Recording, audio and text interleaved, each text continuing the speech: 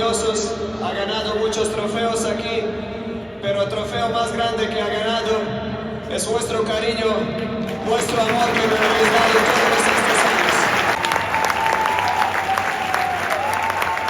años. My beloved Madridistas, welcome back to Madrid. Welcome back to the channel.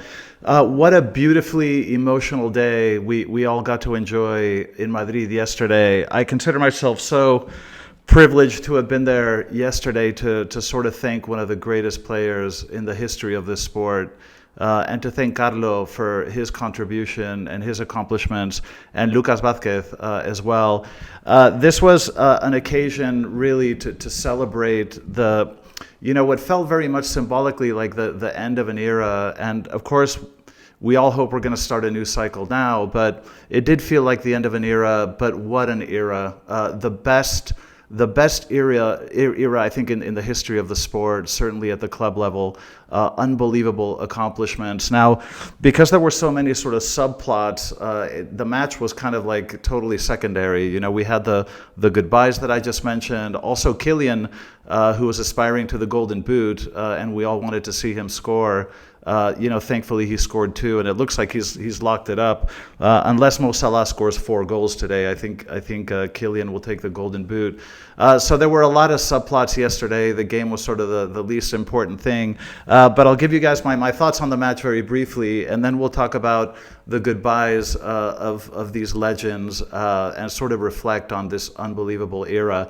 And then I'll get you guys caught up on the latest transfer news. But thanks for joining me. As always, let's get started.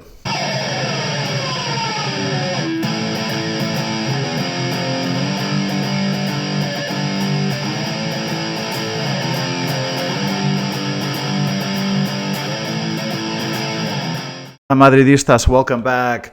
Okay, let me just give you guys by the way, before we start, I just want to say I had a chance to meet another one of my subscribers yesterday. I really enjoy that. If you guys are ever in Madrid, let me know, because I do enjoy meeting you guys. I met a guy called Nathan, who was visiting from Norway. So Nathan, it was really, really cool to meet you. Come back again soon. I'll take you to the match myself next time. But very cool to meet you, Nathan. Okay, let's just discuss the match very briefly, and we can move on to sort of the more important topics of the day. In terms of the lineup, Ancelotti came out with Lunin, Fran on the left, Lucas Vazquez on the right, Asensio and Tchouaméni in the middle of defense, a midfield of 4 with Ceballos, Modric, Fede, and Arda Güler.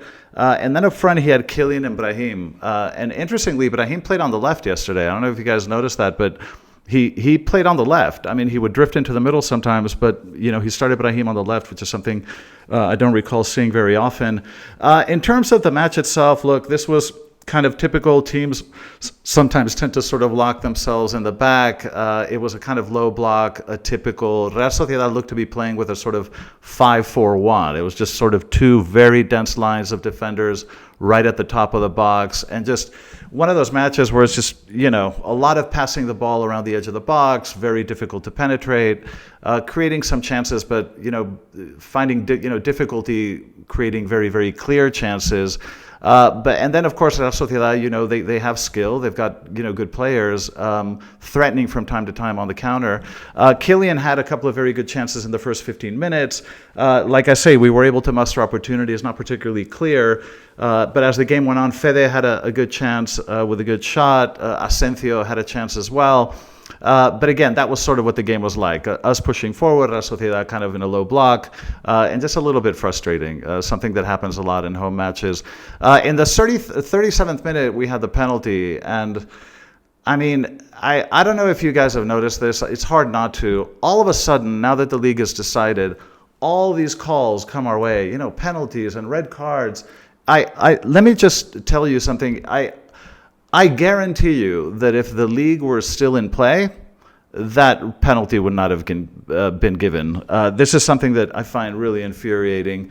Now that the league has been decided, magically all these calls come our way. What a wonderful time to pad the statistics, right? Let's just give Madrid a ton of penalties and red cards now, make the numbers look okay once the league is decided. But I found that very irritating. But Kylian sort of had his penalty blocked, but was quick, very sharp, and he was there to pick up the rebound.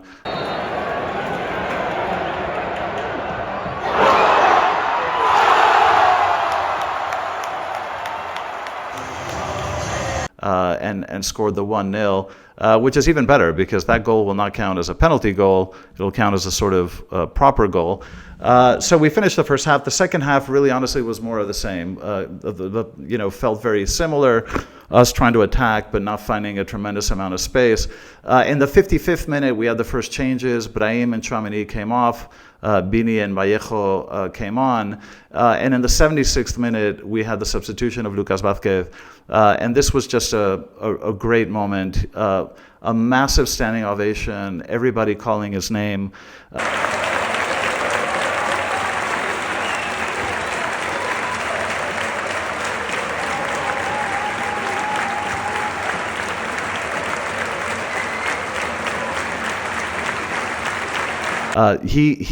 Lucas Vazquez chose not to speak afterwards, after the match, like Carlo and Modric did, and they asked him about that, and he said that he didn't want in any way to take any of the limelight off Luka Modric and Ancelotti. I thought it was such a generous and gracious thing to do.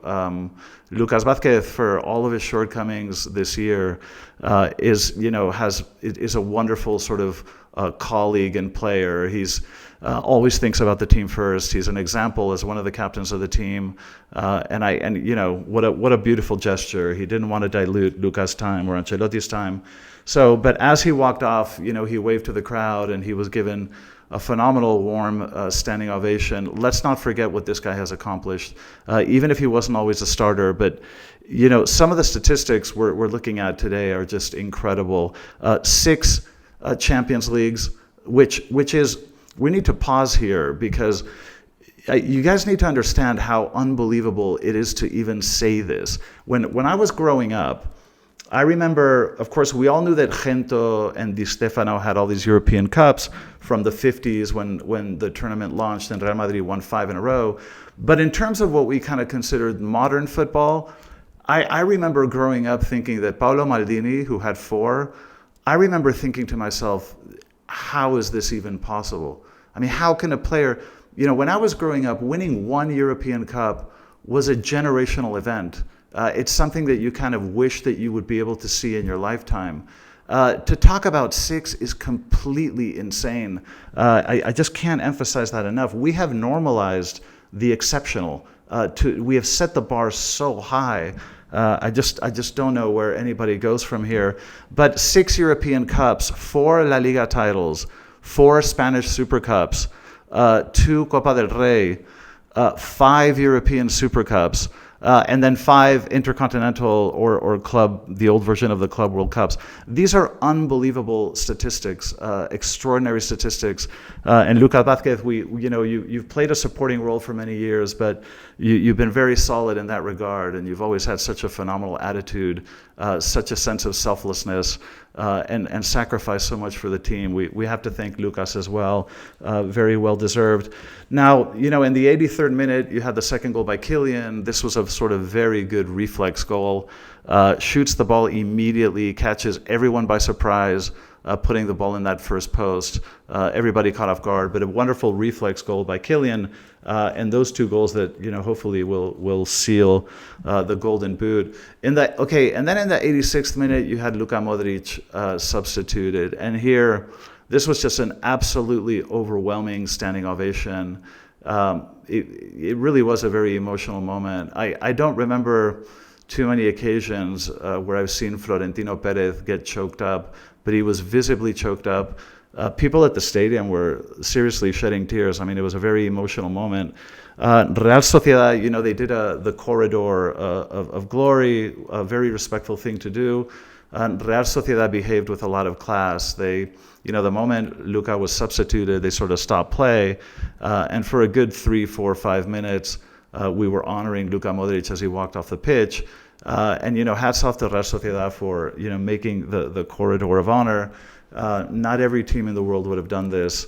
And there have been issues in the past with teams not doing this. But they behave very, very elegantly. So we have to, say thank you to Real Sociedad. But this was very emotional. Now, after the match, Carlos spoke first. And of course, he waved to the crowd. He went to the center of the pitch and gave a speech. And really, it did feel like, the end of one of the most glorious eras in football history. And we really need to, some of these numbers are unbelievable because, to think that Real Madrid has won 9 of the last finals that it's shown up in, this is an absolutely, we've won 15 out of 18 finals, which in and of itself is extraordinary. And I was just playing around with the numbers that the last 9 finals Real Madrid has shown up, Real Madrid has won. Real Madrid has not lost a final since 1981. I was 13 years old the last time Real Madrid lost a final, a European final. And to give you guys an idea, if the chances of winning a final, let's just say all else being equal, if the chances of winning a final are 50-50, so 1 in 2, and the chances of winning 2 finals is 1 in 4, if we keep going with this calculation, the chances of showing up at 9 finals and winning all 9 is 1 in 512. It's a 0.19% probability. It is, I cannot emphasize enough how unbelievably extraordinary this era has been. And we're obviously hoping to start a new cycle, and hopefully we have more glory right around the corner. But we will always remember this period as just one of the most exceptional. I think as time goes by, we'll have more and more appreciation for what this club has managed to do in these last few years. It is exceptional. Now let's look at Carlos' stats really quickly. He is the winningest coach in the history of Real Madrid. 3 European Cups he has brought us. 2 Ligas, 2 Copa del Rey, 2 Intercontinental Cups, 2 Spanish Super Cups, and 2 European Super Cups. This is more than you could ever demand from any manager. Just unbelievable accomplishments. But he gave a very nice speech with his typical elegance and class. He's been, as I've said many times before, a wonderful ambassador to this club. He conducts himself in a manner that is so representative of the values of this club. The elegance, the humility, and this sense of camaraderie, and he's just a very dignified human being, and I think he's been a wonderful ambassador. Now, after Carlos spoke, of course, Luka took the mic, and this was, so emotional. He got choked up on a few occasions. Like I say, even Florentino Perez was caught on TV, sort of, choking up a bit. But this is one of the greatest players in the history of football. This is one of the greatest players of all time. A player with exceptional football intelligence, an incredible ability to read the game, unbelievable technique with the ball at his feet, both feet, incredible vision, and unbelievable passing skills. So not just the vision to see these passes, but the skill to execute them accurately. And just such a deep understanding of the game. Luka's a player that just brought you a sense of control, a sense of stability, and just a common sense to your play. He will be impossible to replace, just as Toni Kroos is impossible to replace. Toni Kroos, by the way, was there as well, which was a really beautiful gesture for him to be there for Luka on this very special day. And, let's look at Luka's stats. Again, this is insane, you guys. This is insane. 6 European Champions Leagues, 4 La Liga titles, 1 Intercontinental Cup, 4 Spanish Super Cups, 5 European Super Cups, 5 Club World Cups of the prior version, 2 Copas del Rey, and of course he won the Ballon d'Or as well during the course of his career, and he's been so successful with Croatia as well.